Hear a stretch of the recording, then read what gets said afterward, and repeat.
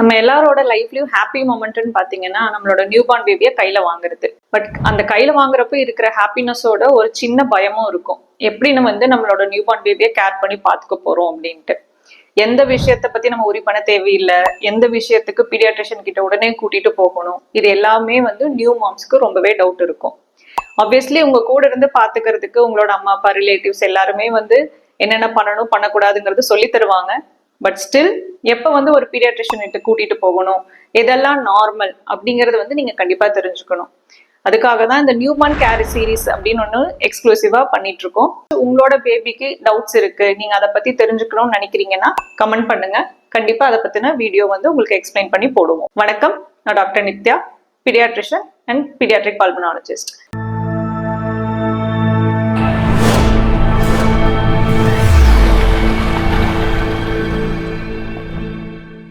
இந்த new born care சீரீஸ்ல நம்ம ஃபர்ஸ்ட் ஸ்டார்ட் பண்றது அம்பிளிக்கல் கார்ட் கேர். அதாவது குழந்தையோட தொப்புள் கொடிய எப்படி நம்ம பாத்துக்கணும் அப்படிங்கிறது தான். இதுக்கு முன்னாடி தொப்புள் கொடினா என்ன?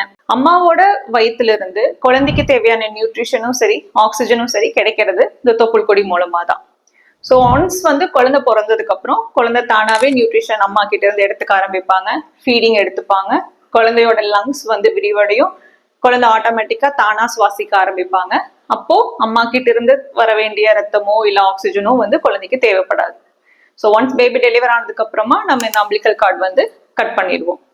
பட் இந்த அம்பிளிக்கல் கார்டு நியூ பார்ன் பேபிஸுக்கு ஒரு சில வகையில ஹெல்ப் பண்ணும். எப்படின்னு பாத்தீங்கன்னா, இப்போ ரொம்ப ப்ரீமெச்சூரா ஒரு பேபி பிறக்குறாங்க, ரொம்ப வெயிட் கம்மியா பிறக்குறாங்க அப்படின்னா, இல்ல நுரையீரல் வளர்ச்சி கம்மியா இருக்கு, இல்ல குழந்தைகளுக்கு வேற ஏதாச்சும் இன்ஃபெக்ஷன் இருக்கு நியூ பார்ன் பேபிஸ்க்கு அப்படின்னா, அந்த பேபிஸ் நம்ம ஐசியூல வச்சு பார்க்க வேண்டியது இருக்கும். ஸோ அந்த மாதிரி சமயத்துல பேபிக்கு ரிப்பீட்டடா இன்ஜெக்ஷன்ஸ் இந்த குட்டி குட்டி கையில இருக்க நரம்புகள் வழியா போடுறதுக்கு பதிலா இந்த தொப்புள் கொடியில இருக்கிற ரத்த நாளம் வழியா இன்ஜெக்ஷன்ஸ் செலுத்துவோம். அதுக்கு இந்த தொப்புள் கொடி ரொம்பவே ஹெல்ப் பண்ணும். பேபிஸ்க்கு பிளட் எடுத்து டெஸ்ட் பண்றதுக்கோ இல்ல பிளட் ஏத்துறதுக்கு இந்த மாதிரி ப்ரொசீஜர்ஸ்க்கும் இந்த தொப்புள் கொடியில இருக்கிற ரத்த நாளங்கள் ஹெல்ப் பண்ணும். இது தவிர பேபி நார்மலா இருக்காங்க, அம்மா கிட்ட நம்ம கையில கொடுத்துடுறோம் அப்படின்னா அந்த தொப்புள் கொடியை எப்படி நம்ம கேர் பண்ணி பாத்துக்கணும் அப்படிங்கிற பாயிண்ட்ஸ் தான் நான் இந்த வீடியோல சொல்ல போறேன். So first and foremost thing தொப்புள் கொடியை பொறுத்த அளவுக்கு என்னன்னா, ட்ரையா வச்சிருக்கணும். Always keep it try. அது வெட் ஆகக்கூடாது. வெட் ஆச்சுனாதான் இன்ஃபெக்ஷன் ஆகும் குழந்தைக்கு, அது மூலமா பிளட்ல இன்ஃபெக்ஷன் போய் சேரும். ஸோ இதுல நம்ம ஃபர்ஸ்ட் பண்ண வேண்டிய முக்கியமான விஷயம் என்னன்னு பாத்தீங்கன்னா, குழந்தை பிறந்ததுக்கு அப்புறமா ஒரு 2-3 நாள் நீங்க ஹாஸ்பிட்டல்ல தான் இருக்க போறீங்க. ஸோ அந்த 2-3 நாளும் ஆப்வியஸ்லி நம்ம வீட்டுல இருக்க மாதிரி துணிகள் ஹாஸ்பிட்டல்ல யூஸ் பண்ண மாட்டோம். மோஸ்ட்லி 99% என்ன பண்ணுவாங்கன்னா டயப்பர் தான் போட்டு வைப்போம். ஸோ டயப்பர் கட்டினாலும் சரி டயப்பர் கட்டினாலும் சரி இந்த தொப்புள் கொடி டயப்பர் ஏரியாவுக்கு உள்ள இல்லாத மாதிரி நம்ம பாத்துக்கணும். மோஸ்ட் ஆஃப் தி டைம்ல அம்பிளிக்கல் கார்டை நம்ம உள்ள வச்சு டயப்பர் போட்டுருவோம். ஏன் அப்படின்னு பாத்தீங்கன்னா, இந்த தொப்புள் கொடியை ரொம்ப பக்கமா கட் பண்ண மாட்டோம். நம்ம நார்மலாவே ஒரு விரல் நீளத்துக்கு ஒரு 4-5 சென்டிமீட்டர் விட்டு தான் கட் பண்ணுவாங்க குழந்தை டெலிவர் ஆனதுக்கு அப்புறம் உங்களோட டாக்டர். ஸோ அந்த தொப்புள் கொடி நீளமா நீட்டிட்டு இருக்கிறப்ப என்ன ஆகும்னா, நம்ம டயப்பருக்குள்ள வச்சு போட்டுட்டோம் அப்படின்னா யூரின் போறப்பவும் மோஷன் போறப்பவும் ரிப்பீட்டடா இந்த தொப்புள் கொடி நனைஞ்சுக்கிட்டே இருக்கும். அது மூலமா குழந்தைக்கு இன்ஃபெக்ஷன் ஸ்ப்ரெட் ஆகும். ஸோ மெயினா அந்த தொப்புள் கொடியை டயப்பருக்கு வெளியில விட்டு தான் டயப்பர் போடணும் நீங்க. அண்ட் தொப்புள் கொடி விழுந்ததுக்கு அப்புறமும் குழந்தைக்கு அந்த இடத்துல பவுடர் அப்ளை பண்றதோ இல்ல ஆயில் அப்ளை பண்றதோ இல்ல வசம்பு அப்ளை பண்றதோ இந்த மாதிரி எந்த விஷயங்களும் பண்ணக்கூடாது. இது எல்லாமே அந்த இடத்துல ஒரு இரிட்டேஷன் கிரியேட் பண்ணி குழந்தைக்கு தேவையில்லாம இன்ஃபெக்ஷன் ஸ்ப்ரெட் ஆகிறதுக்கு தான் வழி பண்ணி. ஸோ இதுக்கு அடுத்த விஷயம், உங்களோட டாக்டர் அட்வைஸ் பண்ணாங்க அப்படின்னா தொப்புள் கொடி விழுந்ததுக்கு அப்புறமா ஆன்டிசெப்டிக் நீங்க அப்ளை பண்ணலாம். அப்படி அப்ளை பண்ற மாதிரி இருந்தாலும் ஒவ்வொரு டைமும் நீங்க அந்த தொப்புள் தொடுறதுக்கு முன்னாடி கண்டிப்பா ஹேண்ட் வாஷ் போட்டு கை நல்லா வாஷ் பண்ணிட்டு தான் டச் பண்ணணும். ஏன்னா நம்ம கிட்ட இருந்து எந்த இன்ஃபெக்ஷனும் குழந்தைக்கு போயிடக்கூடாது. இதுக்கு அடுத்தது, தொப்புள் கொடி நார்மலா எப்ப விழுகும் அப்படிங்கிறது எல்லா பேரண்ட்ஸ்க்கும் ஒரு டவுட் இருக்கும். ஸோ ஒரு சில குழந்தைகளுக்கு பாத்தீங்கன்னா 4 நாள் 5 நாள்லயே விழுந்துரும். ஒரு சில குழந்தைகளுக்கு 2 வாரம் ஆயும் கூட தொப்புள் கொடி விழாம இருக்கும். எது நார்மல் அப்படின்னு பாத்தீங்கன்னா, நார்மலாவே இந்த தொப்புள் இனிஷியலா பாத்தீங்கன்னா ஒரு ஜெல்லி மாதிரி ஒரு ஃபீல் இருக்கும் உங்களுக்கு. அந்த தொப்புள் கொடி டச் பண்றப்போ ஒரு 3 to 4 days ஆகிறப்போ தொப்புள் கொடி நல்லா ட்ரை ஆயிரும். அதுக்கப்புறம் ஒரு 5th or 6th டேல ஆட்டோமேட்டிக்கா தொப்புள் விழுந்துரும். ஸோ இந்த தொப்புள் விழுகிறது நார்மலா 5th இருந்து 8th to 10th டே வரைக்கும் இருக்கும். ஒரு சிலருக்கு 12th டே வரைக்கும் கூட விழாம இருக்கும். ஸோ 2 weeksக்கு மேல ஆயும் குழந்தைக்கு தொப்புள் கொடி விழாம இருந்ததுன்னா கண்டிப்பா நீங்க உங்க பீடியாட்ரிஷியன் கிட்ட குழந்தை எடுத்துட்டு போய் காட்டணும். ஸோ ஜென்ரலா தொப்புள் கொடி 5 to 10 நாளுக்குள்ள விழுந்துரும். மேக்ஸிமம் 12 days வரைக்கும் நம்ம டைம் கொடுக்கலாம். ஒரு 14 daysக்கு மேலேயும் தொப்புள் கொடி விழாம இருந்துச்சு அப்படின்னா சம்டைம்ஸ் குழந்தைக்கு வந்து அந்த அம்பிளிக்கல் செப்சஸ்ன்னு சொல்லுவோம், அது இருந்துச்சுனாலும் குழந்தைக்கு வந்து இந்த மாதிரி தொப்புள் கொடி விழுகிறதுக்கு லேட் ஆகலாம். அடுத்த அம்பிளிக்கல் கேர் விஷயத்துல வந்து பாத்தீங்கன்னா அம்பிளிக்கல் ஹெர்னியா. அம்பிளிக்கல் ஹெர்னியாங்கிறது நிறைய பேரண்ட்ஸ் ரொம்ப பயந்தடிச்சு குழந்தைய தூக்கிட்டு வருவாங்க, குழந்தை தொப்புள் வந்து வீக்கமாகுது அப்படின்னு.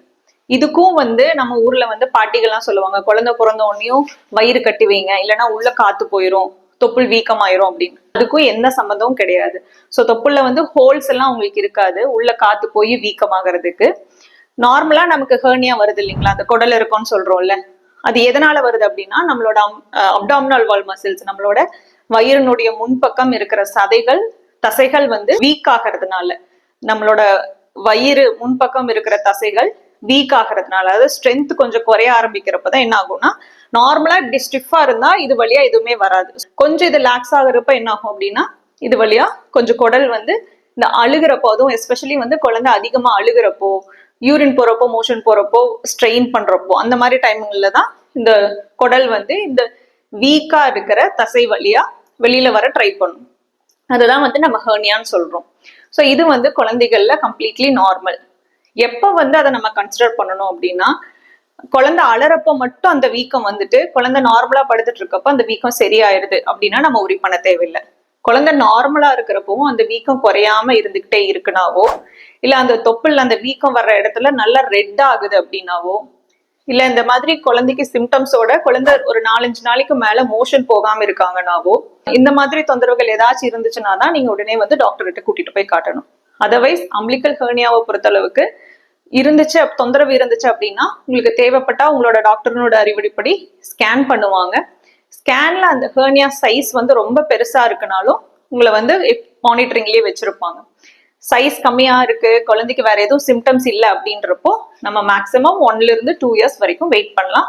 ஆட்டோமேட்டிக்கா ஒன்ஸ் வந்து குழந்தை குப்புற விழுந்து தவள ஆரம்பிக்கிறப்போ அந்த மசில்ஸ் எல்லாம் ஸ்ட்ரென்தன் ஆகும். அந்த ஸ்ட்ரென்தன் ஆகிறப்பவே உங்களுக்கு வந்து அந்த ஹெர்னியா கம்ப்ளீட்டா க்ளோஸ் ஆயிடும். இதுக்கு அடுத்த அம்பிளிக்கல் கேர் என்ன அப்படின்னு பாத்தீங்கன்னா அம்பிளிக்கல் கிரானுலோமா அப்படின்னு சொல்லுவோம். அதாவது இப்ப நான் சொன்னேன் இல்லைங்களா, ஆல்ரெடி 5 to 10 நாளைக்குள்ள வந்து தொப்புள் விழுந்துரும். தொப்புள் விழுந்ததுக்கு அப்புறம் நார்மலா இப்ப பெரியவங்களுக்கு எப்படி தொப்புள் இருக்கோ அந்த மாதிரி ஒரு சின்ன குழி மட்டும் இருக்கும் குழந்தைகள்ல, வேற எதுவும் சிம்டம்ஸ் இருக்காது. பட் இந்த அம்பிளிக்கல் கிரானுலோமா அப்படின்னா என்னன்னா, தொப்புள் இருக்கிற இடத்துல ஒரு சின்ன சத வளர்ச்சி மாதிரி இருக்கும், பாக்குறதுக்கு நல்லா பிங்கா இல்லைன்னா ஒரு பேலா. கிரேப்ஸ்னுடைய அந்த உள்பக்கம் இருக்கு பாத்தீங்களா, கிரேப்ஸ் நம்ம ஒரு கிரேப்ஸ் கட் பண்றோம்னா அந்த உள்பக்கம் அந்த சதை பாக்குறதுக்கு எப்படி இருக்கு, ஸோ அந்த மாதிரி வந்து அந்த தொப்புள் இருக்கும். அதுதான் வந்து நம்ம அம்பிளிக்கல் கிரானுலோமான்னு சொல்லுவோம். ஸோ இந்த அம்பிளிக்கல் கிரானுலோமாங்கிறதும் நம்ம பெருசா எதுவும் சர்ஜரியோ ப்ரொசீஜரோ பண்ணணும்னு அவசியம் இல்லை. அதுக்கு மெடிக்கல் மேனேஜ்மெண்ட் தான் ஃபர்ஸ்ட் ட்ரை பண்ணுவோம். ஒரு சில ஆயின்மெண்ட் அப்ளை பண்றது, ராக் சால்ட் அப்ளை பண்றது, இந்த மாதிரி வைத்தியங்கள் தான் இனிஷியலா பண்ணுவோம். அதுலயும் செட்டில் ஆகல இல்ல பர்சிஸ்டண்டா அந்த கிரானுலோமால இருந்து டிஸ்சார்ஜ் மாதிரி ஏதாச்சும் இருந்துட்டு இருக்கு அப்படின்னா தான் அது சர்ஜரி மூலமா ரிமூவ் பண்ண வேண்டியது இருக்கும். ஸோ கண்டிப்பா கிரானுலோமா இருந்ததுன்னா உங்களோட டாக்டர் கிட்ட காமிச்சு நீங்க எப்படி அடுத்து ஃபர்தரா ப்ரொசீட் பண்ணணுங்கிறத டிஸ்கஸ் பண்ணி டிசைட் பண்ணணும். இது எல்லாத்தையும் தாண்டி அம்பிளிக்கல் செப்சிஸ், இதுதான் ரொம்ப ரொம்ப முக்கியம் அம்பிளிக்கல் கார்ட் கேர்ல. ஸோ அம்பிளிக்கல் கார்ட் வந்து எப்பப்பெல்லாம் என்னென்ன தொந்தரவெல்லாம் இருந்துச்சுன்னா அது செப்சிஸ் ஆகுது, அதாவது செப்டிக் ஆகுதுன்னு நம்ம சொல்லுவோம்ல, ஜென்ரலா ஒரு புண்ணாச்சுன்னா செப்டிக் ஆகுதுன்னு சொல்லுவோம்ல, அந்த மாதிரி அம்பிளிக்கஸ் வந்து எப்ப செப்டிக் ஆகுது அப்படிங்கிறது வந்து எது மூலமா தெரிஞ்சுக்கலாம் அப்படின்னா, அது தொப்புள் இருக்கிற இடத்த சுத்தி ரெட்னஸ் வரும். நார்மலா குழந்தையோட ஸ்கின் கலருக்கும் அந்த தொப்புள் சுத்தி இருக்கிற இடத்துக்கும் பாத்தீங்கன்னா நல்ல டிஃபரன்ஸ் தெரியும், நல்ல ரெட் ஆகும். அதே மாதிரி அந்த தொப்புள் வந்து ஃபுல்லா கம்ப்ளீட்டா ட்ரை ஆகாம அதுல இருந்து கொஞ்சம் தண்ணி மாதிரி சம்டைம்ஸ் சீல் மாதிரியும் வடியும். ஸோ இதெல்லாமே வந்து அம்பிளிக்கல் செப்சிஸ் ஆகுதுங்கிறதுக்கான அறிகுறிகள். இது தவிர குழந்தை வந்து ரொம்ப சோர்வா, அதாவது இன்ஃபெக்ஷன் அந்த தொப்புள் வழியா போய் குழந்தைக்கு ரத்தத்துல கலந்துச்சுன்னா ரொம்ப சோர்வா இருப்பாங்க, பால் ஒழுங்கா குடிக்காம இருப்பாங்க, ஃபீவர் வரும் குழந்தைக்கு, நியூபார்ன் பேபிஸ்க்கும் ஃபீவர் வரும். ஸோ இந்த மாதிரி செப்சிஸ் ஆகுறப்போ ஃபீவர் வரும். அது தவிர ஆல்ரெடி நான் சொன்ன மாதிரி இந்த தொப்புள் விழுகிறதுல, அதாவது 2 வாரத்துக்கும் மேல கூட ஆகும் தொப்புள் விழாம இருக்கும். ஸோ இதெல்லாம் தான் அம்பிளிக்கல் செப்சிஸ் இருக்குது அப்படிங்கிறதுக்கான சிம்டம்ஸ். இந்த சிம்டம்ஸ்ல இப்ப நான் சொன்ன 5 சிம்டம்ஸ்ல எந்த சிம்டம் இருந்தாலும் உடனடியா நீங்க டாக்டர் கிட்ட கூட்டிட்டு போகணும். இதுக்கு வந்து நம்ம வெறும் ஆயின்மெண்ட் மட்டும் இல்லாம சில சமயங்கள்ல குழந்தைக்கு இன்ஜெக்ஷனும் சில நாட்கள் கொடுக்க வேண்டியது வரும். ஸோ இந்த அம்பிளிக்கல் கார்ட் கேர் பத்தி உங்களுக்கு எல்லா பாயிண்ட்ஸுமே டீடைல்டா புரிஞ்சிருக்கும்னு நம்புறேன். இதை தவிர உங்களுக்கு வேற ஏதாச்சும் டவுட்ஸ் இருந்ததுன்னா கண்டிப்பா கமெண்ட் பண்ணுங்க, எக்ஸ்பிளனேஷன் கொடுக்குறேன். நன்றி, வணக்கம்.